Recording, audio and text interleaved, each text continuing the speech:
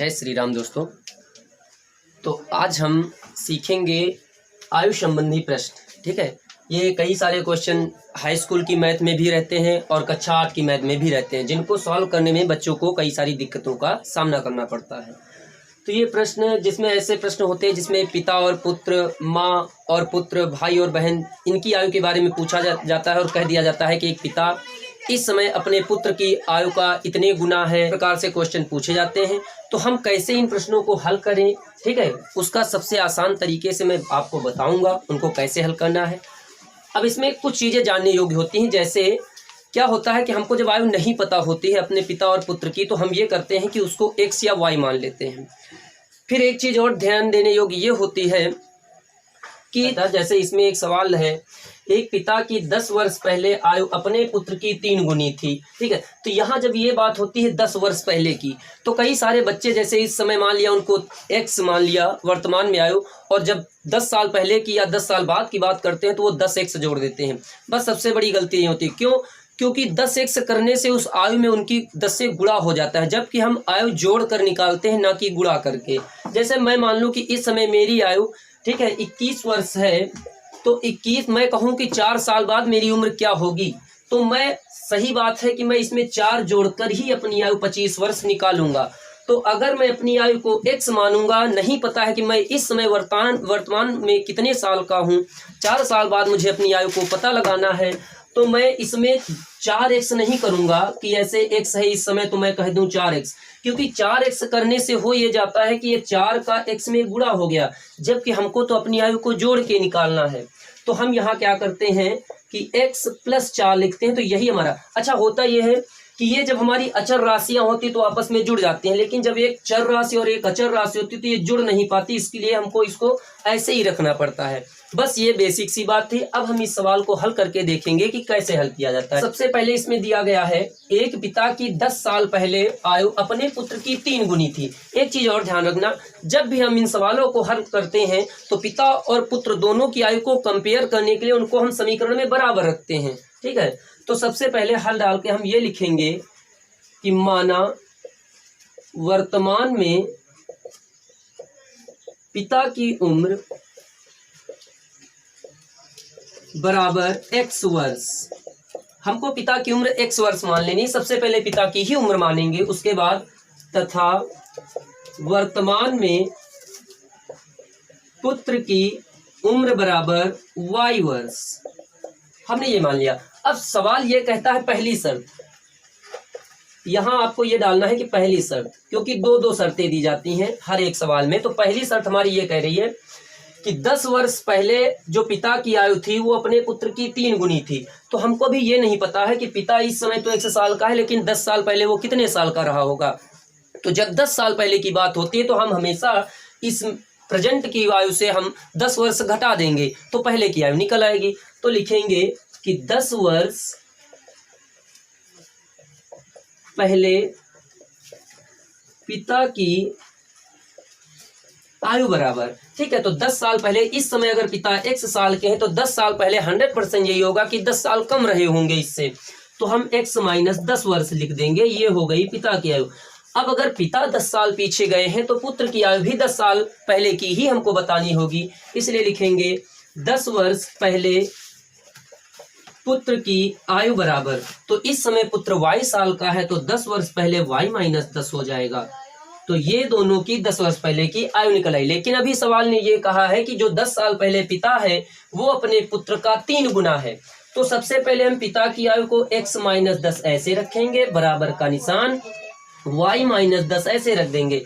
अब बात ये होती है कि हम 3 गुना, ये पिता तो कह रहा है तो क्या हम इसी को 3 गुना दे दें? ये कभी नहीं करना है। अगर हम पिता को ही फिर से 3 गुना दे देंगे तो जो समीकरण हमारा बनेगा वो ये होगा कि आंसर तो निकलेगा, लेकिन जो पिता की उम्र होगी वो बाद में 6 गुना निकल आएगी। ऐसा इसलिए क्योंकि पिता तो पहले से ही 3 गुना है और हमने समीकरण को बराबर में रखा है, तो इसलिए ये 3 पिता को न दे करके सदैव हम पुत्र को देते हैं। इसीलिए देते हैं कि जिससे हमारा समीकरण बिल्कुल बराबर रहे। ठीक है, अगर हम पिता को दे देंगे तो वो 3 से 6 गुना हो जाएगा। तो अब ये हमारा समीकरण बनके तैयार है। अब इसको हम जरा सॉल्व करके समीकरण 1 में परिवर्तित करते हैं। ये हो गया x माइनस 10 बराबर 3 से y को मल्टीप्लाई करा दीजिए 3y माइनस 3 से 10 को करा दीजिए 30 हो जाएगा। अब ये y जो है हमको उस तरफ ले जाना है, क्यों? क्योंकि अचर को अचर के पास और चर को चर के पास रखना है। तो x 3y प्लस का है उस ओर जाएगा, माइनस का 3y हो जाएगा बराबर माइनस के 30 है, ये 10 इस तरफ आ जाएंगे, प्लस के 10 हो जाएंगे। ठीक, तो x माइनस 3y बराबर हो जाएगा माइनस का 20। ठीक है, क्योंकि माइनस के 30 और से 10 चले जाएंगे तो माइनस का 20। ये समीकरण 1 बनके तैयार हो गया है। ठीक है, अब हमारी दूसरी शर्त ये कहती है कि 10 वर्ष बाद जो पिता है अपने पुत्र की आयु का 2 गुना हो जाएगा। तो अभी हमने 10 वर्ष पहले की आयु निकाली है, अब हम निकालेंगे 10 वर्ष बाद की आयु। बहुत ही आसान होते हैं सवाल, बस थोड़ा सा ध्यान देने योग्य बात रहती है बस। ठीक है, तो अब दूसरी शर्त हम डालते हैं। देखिए,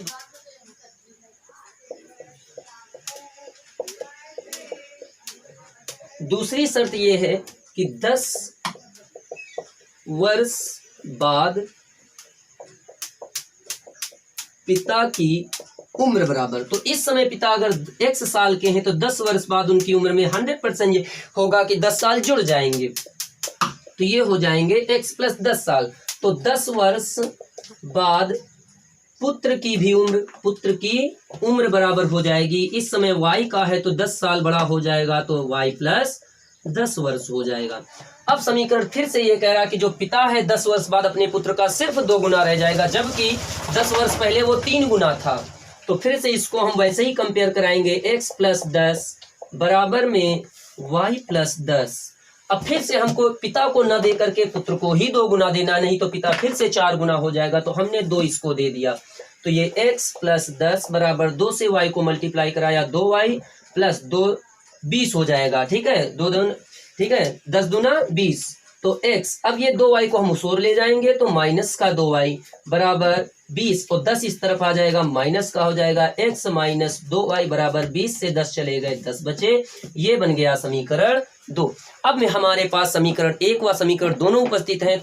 अब हम इसके आगे ऐसे सॉल्व करेंगे कि समीकरण 1 और 2 को पहले हम रख के देखते हैं, फिर हम आपको बताते हैं कि आगे क्या करना है। हमने समीकरण 1 बनाया था x माइनस 3y बराबर माइनस का 20, ये समीकरण 1 था, जबकि जो समीकरण 2 है वो है x माइनस 2y बराबर 10। अब आप देखिए, तो विलोपन विधि के अनुसार होता यह है कि हमको y को या x को किसी एक को हटा देना होता, तो यहाँ हमारी जो y है यहाँ हम इसको इसी को हटाएंगे, समीकरण दोनों को घटाकर। लेकिन अभी ये हटेगी क्यों नहीं? क्योंकि यहाँ 3y है और यहाँ 2y है। पहले तो हम इन दोनों को बराबर करने की कोशिश करेंगे, ये बराबर कैसे होंगे। ठीक है, तो हमको 3y और 2y का सीधे सीधे बात है लासा ले लेना है। तो जैसे ही लासा लेंगे तो इनका लासा होता है 6, तो अगर हम इसको भी 6y बना दें और इसको भी 6y बना दें तो हमारा समीकरण से y हट जाएगी। तो हम ये लिखेंगे कि समीकरण 1 में 2 से गुणा व 2 में 3 से गुणा कराने पर, ठीक है, तो जैसे ही समीकरण, अब समीकरण पूरा ये 1 है, ये नहीं करना है कि सिर्फ इसमें या इसमें करा दे 2 से गुणा, हमको पूरे समीकरण में 2 से गुणा कराना है। तो लिखेंगे 2x माइनस 2 तिया 6y बराबर, ठीक है, 20 दूना माइनस के 40 हो गए। ये हमारा हो गया समीकरण 3। अब इसके बाद हमने लिखा है समीकरण 2 में 3 से गुणा, तो ये हो जाएगा 3x माइनस 6y बराबर, और ये हो जाएगा 10 तिया 30। ये हो गया समीकरण 4। अब देखिए कि 6y दोनों बराबर हैं। अब हम इन समीकरण को घटा सकते हैं, तो लिखेंगे समीकरण 3 व 4 को घटाने पर, या 3 से 4 को घटाने पर, ठीक है, समीकरण 3 से 4 को घटाने पर, तो इस समीकरण को लिखते हैं 2x माइनस 6y बराबर माइनस के 40 और 3x माइनस के 6y बराबर 30। अब जरा ध्यान देने योग्य बात यह है कि हम यहाँ माइनस का चिन्ह जरूर लगाएंगे। आप जो भी करें, समीकरण जोड़ें या घटाएं, तो उसका चिन्ह जरूर दिखा दें। होता यह है कि जब हम माइनस का चिन्ह लगाएंगे तो ये माइनस के 3 हो गए, ये 2x प्लस का है, तो जैसे ही 3x से 2x घट जाएंगे माइनस का x बचेगा। ये कट गया, क्यों कट गया? क्योंकि माइनस माइनस प्लस, प्लस और माइनस माइनस हो गया। अब देखिए 40, ये प्लस का था लेकिन अब ये माइनस हो गया, तो 40 और 30 हो गए 70 वर्ष। ठीक है, तो ये माइनस का रहेगा, तो x तो यहाँ हम लिख देंगे कि x बराबर हमारी निकल आई है 70 वर्ष। यहाँ का दिख रहा है, ठीक है। अब इस x का मान हमने निकाले 70 वर्ष, तो अब हम पुत्र की आयु कैसे निकाले, तो उसको निकालने का आसान तरीका है कि ये दो हमारे पास समीकरण मौजूद है, 1 व 2, आप किसी में भी x का मान रख दीजिए, पुत्र की आयु निकल आएगी। तो देखते हैं कि x का मान समीकरण 1 में रखने पर, ठीक है, तो ये x है, यहां हम रख देंगे 70, फिर रख दिया -3y बराबर -20। ठीक है, तो ये 3y बराबर, 3y को हम इस ओर उठा के लाए तो ये प्लस की हो गई। अब ये 70 बराबर में है, 20 उस ओर जाएगा तो प्लस का हो जाएगा, प्लस 20 हो जाएगा, तो ये हो जाएगा 90। तो ये आ जाएगा 3 से हम 90 को डिवाइड कर देंगे तो ये हो जाएगा 30, तो y बराबर हो जाएगा हमारा 30। तो अब देखिए पिता की भी उम्र निकल आई है और पुत्र की भी वर्तमान उम्र निकल आई है, तो हम लिखेंगे पिता की वर्तमान उम्र बराबर 70 वर्ष, पुत्र की वर्तमान उम्र बराबर 30 वर्ष। अब जरा एक बार देख लेते हैं क्या हमने जो सवाल लगाया वो सही है या गलत है। देखो इसकी जांच भी की जा सकती है। ऐसे करेंगे कि ये कहा था कि 10 साल पहले जो पुत्र है, जो पिता है, वो अपने पुत्र का 3 गुना था। ठीक है, इस समय पिता जो है 70 साल के हैं, तो 70 में से 10 अगर हम घटा दें तो ये 60 बचता है, और पुत्र भी 10 साल पहले अगर निकाले तो ये 20 बचता है। अब 20 का तिगुना ही 60 होता है, तो 20 तिया 60, तो ये हमारी पहली शर्त तो मंजूर है। दूसरी कह रहा है कि x 10 साल बाद जो पिता है अपने पुत्र का 2 गुना हो जाएगा। ठीक है, तो 70 में अगर हम 10 जोड़ दे तो ये 80 हो जाएगा, जबकि 30 में 10 जोड़ दे तो 40 हो जाएगा। तो देखिए 40 का दुगुना ही 80 होता है।